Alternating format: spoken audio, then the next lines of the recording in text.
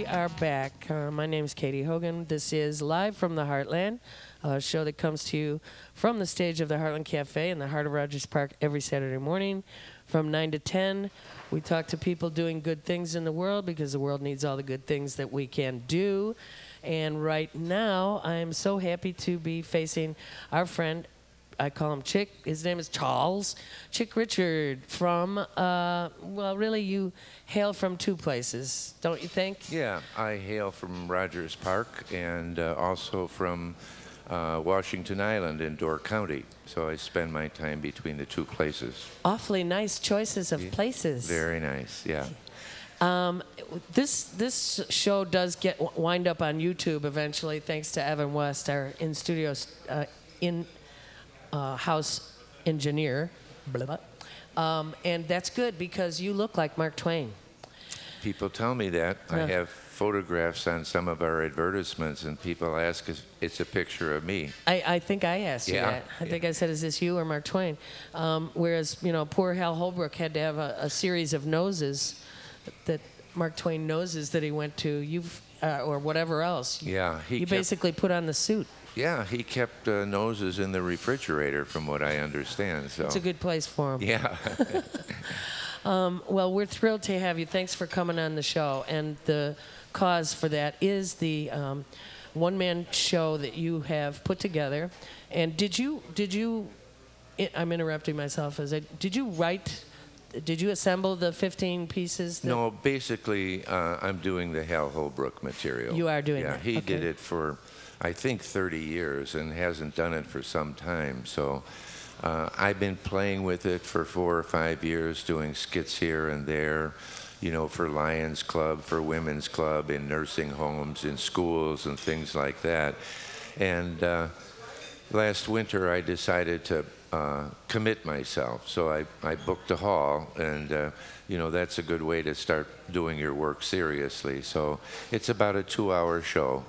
And right now, you're right in the middle of your run at Wicker Park, the near Northwest Arts Council. Our friends down there at is at 2215 West North Avenue. That's right. That's the new Wicker Park Arts Center in St. Paul's Church, and the director there is Laura Weathered, who does a lot to help artists find space to work in. And she sure does. Yeah, she's been a power in the community, just like you have been in Rogers Park. She tries to do the same thing in Wicker Park. Well, and she's to be lauded. Her efforts have yielded much, and what I'm thrilled about is that you have found it in your time and space to come to the No Exit and do your show next week. I'm so thrilled. Yeah, I'm looking forward to it. I think a couple of years ago, I was involved with the Island Players on Washington Island, and we did the play Proof. And we had an opportunity to come down and perform at No Exit. That was quite a thrill for the young people who had, you know, come from a community of 650 people to come down to Chicago and do the play. So how nice. I'm looking forward to coming back there. I'm thrilled that you are. And what was wonderful about booking you to talk to you today was the little amount that I was able to do of researching Mark Twain. So this is the 100th anniversary of his death. And go ahead. That's right. And I think we were talking during the break that in November, they're going to take Mark Twain's autobiography and bring it public. He had stipulated that he didn't want it published for 100 years after his death. And as someone said to me, and remarkably, someone honored that? Yeah, yeah. Well, apparently it's locked in a safe in Hannibal, Missouri, along with 5,000 pages of previously unpublished material. So there should be a lot of Twain chatter over the next couple of years. And 5,000 pages. Yeah. I mean, what was his most common form? Short story, essay. He was kind of, you know, an essayist and a pundit in his day. Yeah, but he loved doing his books too. So, what a prolific guy. He was amazing. Yeah, and he traveled all over the world. And at that time, you know, travel was not that easy. So he went to Germany. He went to India. He lived in England, and went back and forth between the East-West coast like it was, you know, like there were airplanes, and Right. of course there weren't. So Right. he hated the railroads, but But he didn't was have, on 'em a yeah, lot. he didn't have any choice. And I read he went out west. One of the first times was part of the gold rush era, right? That's right. He also went out to get away from the Civil War. Yeah, he said that. Let's see. When commerce on the Mississippi River ended because of the war, he said he had to seek a new livelihood. So he went out to or he joined the Confederacy. He said, I joined the Confederacy, served for 2 weeks, deserted, and the Confederacy fell. So that was one of his jokes. They lost the war because they didn't have Mark. And what I also know is, well, in Tom Sawyer, in the Adventures of Huckleberry Finn, he had a social commentary about slavery in there, and some people missed it, some people misdiagnosed it or misread it as well, but pretty undeniably, he saw the humanity of people who were enslaved, and it troubled him greatly. And yeah, it did. In the show that I do, Huck says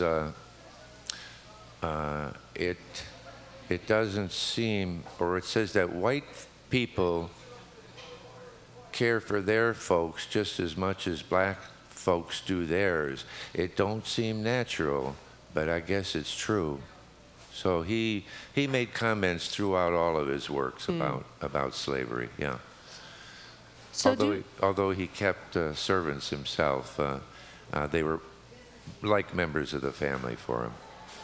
Did you have a favorite sort of skein of his works that you keep just sliding into, some area that he wrote about that flows out of you naturally when you perform him? Well, you know, when you're doing the material, you have a tendency to assume the persona. So sometimes I see. Yeah, I ad-lib quite a bit. He takes on the character, but there isn't anything in particular. I liked all of his work, and I'm happy to be able to, you know, do it now. Can I would it put you on the spot to ask you to do a little something from the show? No, not at all.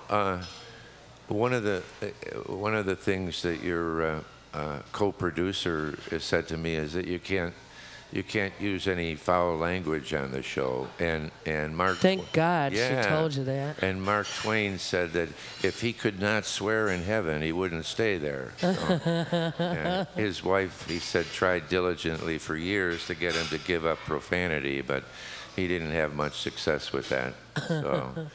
So, yeah, ladies and gentlemen, how beautiful is the thought that the earliest pioneer of civilization was never the railroad, never the missionary, never the newspaper, but whiskey. But truth is the most valuable asset that we have, so let us economize it. That's just a little piece. Yeah. Yay. Yay, Mark Twain.